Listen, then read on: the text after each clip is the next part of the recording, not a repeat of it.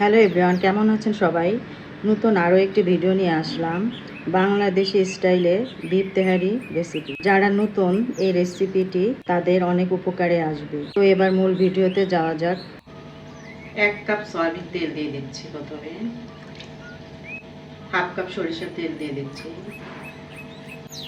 1 cup পেঁয়াজ দিয়ে দিলাম, মোট 2 কাপ পেঁয়াজ দিয়ে দিলাম।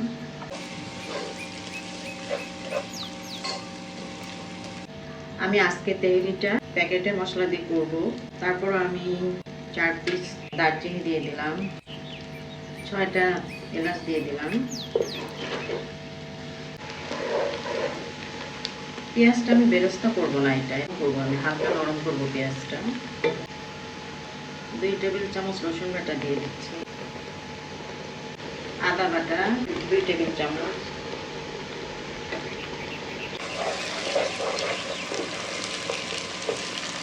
পরিমাণ মতো কাঁচামরিচ।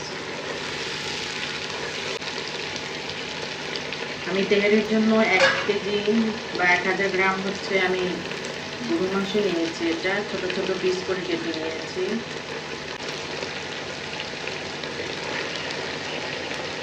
আমি চর্বিযুক্ত গরুর মাংস নিয়েছি।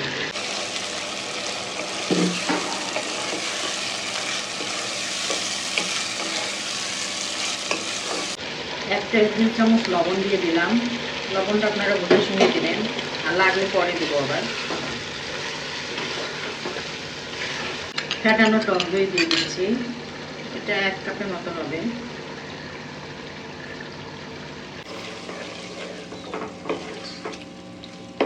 আমি আজকে তেহারি মশলা প্যাকেটটা ব্যবহার করব। এখানে 2 কেজির জন্য আছে, তো আমি যেহেতু 1 কেজি নিয়েছি, আমি অর্ধেকটা দিয়ে দেবো মশলা।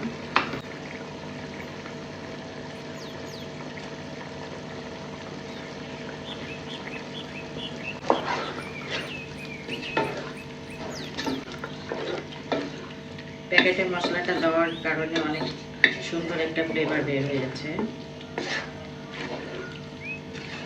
প্যাকেটের মশলা ব্যবহার করতে না চাইলে এর মধ্যে দারচিনি, এলাচ, লবঙ্গ, জয়ফল, জয়ত্রী, জিরা, ধনিয়া এগুলো মিক্সড করে ভেজে গুঁড়া করে নেবেন।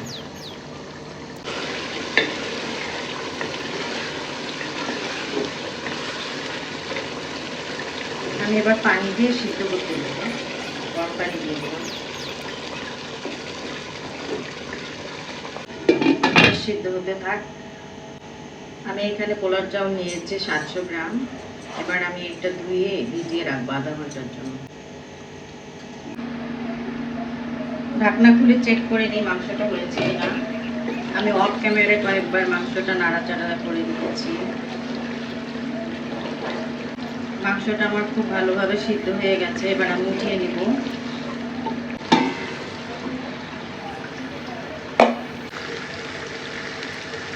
এবার সেই 700 গ্রাম চাউল, ভেজানো চাউলটা ধুয়ে রেখেছিলাম, এবার আমি দিয়ে দিই। একটু ভেজে নেব।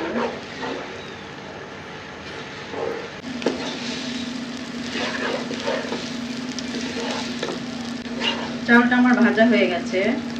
এবার আমি 700 গ্রাম চাউলের জন্য 1200 গ্রাম পানি দিয়ে দিচ্ছি।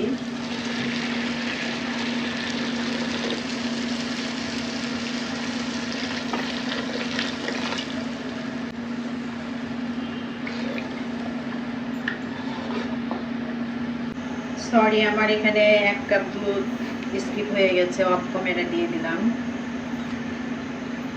কাঁচামরিচ দিয়ে দিচ্ছি আরো কয়েকটা, কিছুটা কিশমিশ দিয়ে দিলাম। মাংসটা যেহেতু লবণ আছে, এখানে লবণটা দেখে শুনে দিতে হবে। 1 টেবিল চামচের একটু কম দিয়ে দিচ্ছি।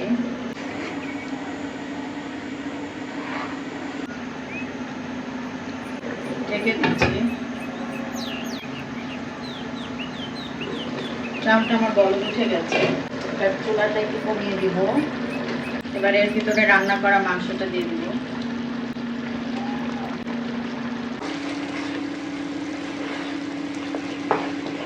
এক কাপের মতো বেরেস্তা দিয়ে দিচ্ছি উপরে। 1 চা চামচ দিয়ে দিলাম। এবার আমি এটা ঢেকে লো ফ্লেমে রান্না করবো কিছুক্ষণ। এটা যখন পানিটা শুকিয়ে যাবে তখন এটা আমি দমে দিব। আমি একটা তাওয়া বসিয়ে দিয়েছি, এবার এর উপরে পোলাওটা বসিয়ে দিলাম। এবার এটা দমে হতে থাক কিছুক্ষণ। আমি 10 মিনিটের জন্য দমে রেখেছিলাম।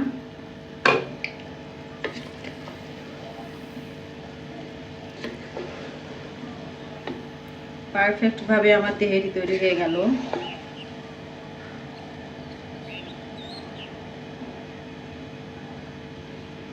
কত সুন্দর ঝরঝরে হয়েছে পোলাওগুলো।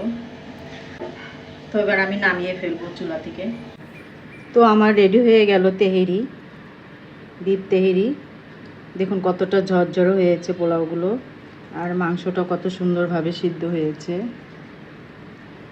তো ভালো লাগলে সবাই আমাকে লাইক দিয়ে সাবস্ক্রাইব করে পাশে থাকবেন। ধন্যবাদ।